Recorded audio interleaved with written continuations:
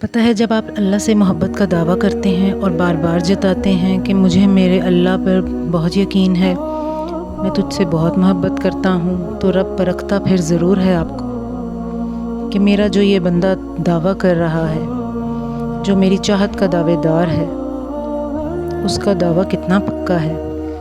پچھلے زمانوں میں لوگ گڑھا لینے سے پہلے اسے بجا کر دیکھتے تھے کہ یہ کچا ہے یا پکا ہے، اور تم کہتے ہو کہ تم نے رب کے لیے اتنے سال بے حد صبر کیا۔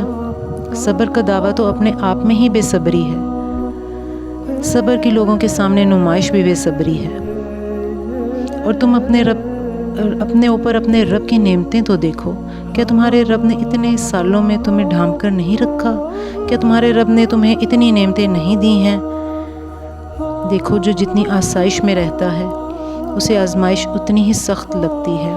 جو جتنا بے صبرا ہوتا ہے اس کے لیے صبر کرنا اتنا ہی مشکل ہوتا ہے۔ تم اپنے اتنے سالوں کی کوشش رب کو دکھاتے ہو، مگر یہ بھی تو دیکھو کہ دھوپ میں جلنا اور ہوتا ہے اور آگ میں جلنا اور۔ دھوپ میں مٹی کا گھڑا سالوں بھی پڑا رہے نا تو کچا ہی رہتا ہے، اس پہ بارش کی جائے تو وہ گھل کر ختم ہو جاتا ہے، اور اگر اس کے اندر کچھ بھی ڈال دیا جائے تو تب بھی ٹوٹ جاتا ہے۔ تمہیں تو ناپسندیدہ حالات کی سخت گرمی کو اپنے اللہ کی خاطر برداشت کرنا ہے تاکہ تم اندر باہر سے مضبوط ہو جاؤ، اور جب تم پکے گڑھے بن جاؤ گے تو پھر جب کبھی اللہ کی رحمتوں کی بارش ہوگی، وہ بارش تمہارے اندر کو اس کی رحمتوں اور مصلحتوں سے بھر دے گی، کیونکہ پکے گھڑے اور کچے گھڑے میں بس برداشت کا ہی تو فرق ہوتا ہے۔ جو سہ جاتا ہے وہ بچ جاتا ہے، جو سہ نہیں پاتا وہ برباد ہو جاتا ہے۔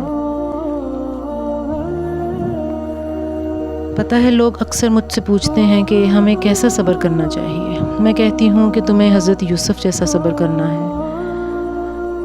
میں کبھی حضرت یوسف کی زندگی کو دیکھوں تو ان کے صبر پر رشک آتا ہے۔ وہ اپنے بھائیوں کی برائی بھی کر سکتے تھے، ہر کسی کو رو رو کر بتا بھی سکتے تھے کہ میرے ساتھ کیا ہوا، لیکن انہوں نے صبر کیا اور کسی سے بھی کبھی ذکر نہیں کیا کہ مجھے کس طرح کنویں میں پھینکا گیا، تو کیا ہمارے ساتھ ہونے والی چھوٹی چھوٹی زیادتیاں ان کے ساتھ ہونے والی زیادتیوں سے زیادہ ہیں کیا؟ پھر ہم کیوں ہر دوسرے بندے کو اپنے غم سناتے پھرتے ہیں، اپنا مظلوم ہونے کا بھرم رکھتے ہیں، پھر اپنی نیکیاں گنوا بیٹھتے ہیں؟ پھر جب تمہیں اپنی منزل کی راہیں بند ہوتی نظر آئیں، تمہیں تب بھی یقین رکھنا ہے۔ تمہارے پاس کچھ بھی باقی نہ رہے تب بھی یقین رکھنا ہے کہ تمہارے پاس اللہ رب العزت ہے۔ تب بھی یاد رکھنا ہے کہ ایک راہ ایسی ہے جو اب بھی تمہارے لیے کھلی ہے۔ جب کوئی بھی شخص تمہارے ساتھ چلنے پر آمادہ نہ ہو، تب بھی توکل رکھنا کہ وہ جو شہرک سے بھی زیادہ قریب ہے وہ آج بھی تمہارا منتظر ہے۔ اللہ رب العزت تم پر تمہاری رضا کے راستے تب بند کرتا ہے جب وہ چاہتا ہے کہ تم اس کے راستے پر دوڑے چلے آؤ۔ وہ تمہاری دعائیں اس لیے اپنے پاس سنبھال لیتا ہے تاکہ تم ان کی التجا لے کر بار بار اس کے روبرو ہو جاؤ۔ وہ اگر آزمائش لیتا ہے تو تمہیں اس پر پورا اترنے کی ہمت بھی دیتا ہے۔ وہ کبھی بھی تمہیں نا امید نہیں ہونے دیتا۔ اللہ رب العزت تمہیں تب تک توڑتا ہے جب تک تم اس سے جڑ نہیں پاتے، اور تمہیں تب تک بے سکون رکھتا ہے جب تک تم اپنا سکون اس میں تلاش نہیں کر لیتے۔ وہ تب تک تمہیں عارضی محبتوں کی طلب لگائے رکھتا ہے جب تک تم اس کی محبت کی پہچان نہیں کر لیتے۔ اللہ رب العزت کبھی بھی تمہیں بلا وجہ غم میں مبتلا نہیں کرتا، اور نہ ہی وہ تمہیں بنا مقصد کے یہاں لایا ہے۔ اگر ان بے شمار لوگوں میں سے تمہیں دعا کی توفیق دے رہا ہے تو جان لو کہ وہ چاہتا ہے کہ تم اسے مناؤ اور وہ تم سے راضی ہو جائے۔ یہی اس کی عطا کا انداز ہے۔ وہ پہلے تمہیں مانگنا سکھاتا ہے اور پھر وہاں سے عطا کرتا ہے جہاں سے ملنا تمہیں ممکن نہیں لگتا۔ وہ تمہیں تم سے گزار کر ہی خود تک لاتا ہے۔ وہ تمہیں پہلے تمہاری پہچان کرواتا ہے، پھر اپنا پتہ دیتا ہے۔ تم اپنی مرضی سے اس کی جانب نہیں جاتے ہو، بلکہ جب اسے تم پہ بے حد پیار آتا ہے تب وہ ایسے حالات پیدا کر دیتا ہے کہ تم اس کی جانب کھینچتے چلے جاؤ۔